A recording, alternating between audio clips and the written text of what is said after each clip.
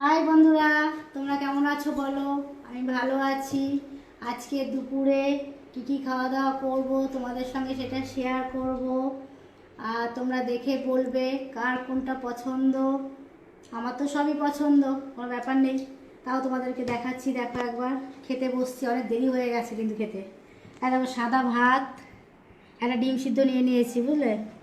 এটা আলু ভাজা, আলু সিদ্ধ, আর এটা স্যালাড, পেঁয়াজ, শসা, লেবু আছে। এটা দেখো ডাল, এটা মাছের ঝোল, রুই মাছের ঝোল করেছি কিন্তু আজকে। আর এটা আলু পেঁপে দিয়ে একটা সবজি কালো জিরে দিয়ে করেছি। এটা শুক্তো, আর দই আর চাটনি। আজকে খুব সিমসাম খাবার, কারণ তোমরাই বলো বেশি ভাজা পোড়া খাওয়া আমার বলে বারণ। তোমরা বলছো বারবার, কমেন্টসে বারে বারে বলছো, তার জন্য আজকে সিম্পল খাবারের মধ্যে নিয়ে চলে এসেছি।